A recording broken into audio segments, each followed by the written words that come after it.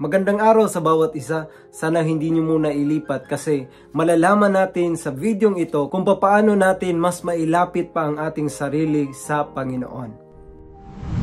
Before natin marinig itong tatlong paraan, ano-ano pala ang benefits pag tayo ay malapit sa Panginoon? Nandyan ang salvation, insurance, favor, mga pagpapala at mas sigurado natin na tayong lahat ay winner dahil kasama natin ang Diyos. Punta na tayo sa number 1. Ang number 1 ay humility. Ibig sabihin ng humility ay pagpapakumbaba sa harapan ng Panginoon. Ayaw ng Diyos sa mga taong ma-pride. Kasi nga, He shows favor for those who are humble. Dapat nating gawin ay magpakumbaba sa harapan ng Diyos. Dapat tayong sumunod sa Kanyang kalooban, mag-repent sa ating mga kasalanan.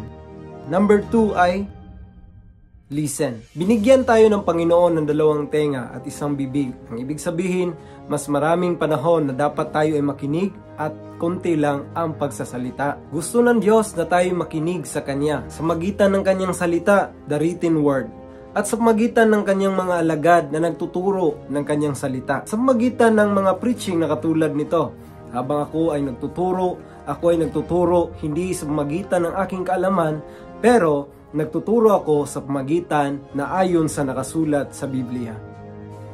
Number 3, submit. Kailangan nating mag-submit sa ating sarili sa Diyos. Kailangan nating i-rely ang ating sarili. Kailangan nating magtiwala sa Kanya. Ibigay natin ang ating mga plano, kung ano man ang ating gusto sa buhay, dapat isubmit natin sa Diyos. Siya ang dapat na masunod sa ating buhay, hindi tayo. Kasi nga, kung tayo din pala ang masusunod, wala pa rin kwenta kung sinasabi mo sa iyong mga bibig na ikaw ay Kristiyano, pero ikaw pa rin ang nasusunod sa iyong sarili. Kaya let's submit ourselves into God because He knows the best for us. At yun lang po ang tatlong bagay na dapat nating tandaan. Number 1, humility. Magpakumbaba tayo sa harapan ng Panginoon. Number 2, listen. Kailangan tayong makinig sa Kanyang salita, magbasa ng Kanyang salita, makinig sa Kanyang mga alagad, sa mga tao na Kanyang ginamit upang tayo ay lumago sa ating pananampalataya. Number 3, submit. Ibigay natin sa Diyos ang lahat.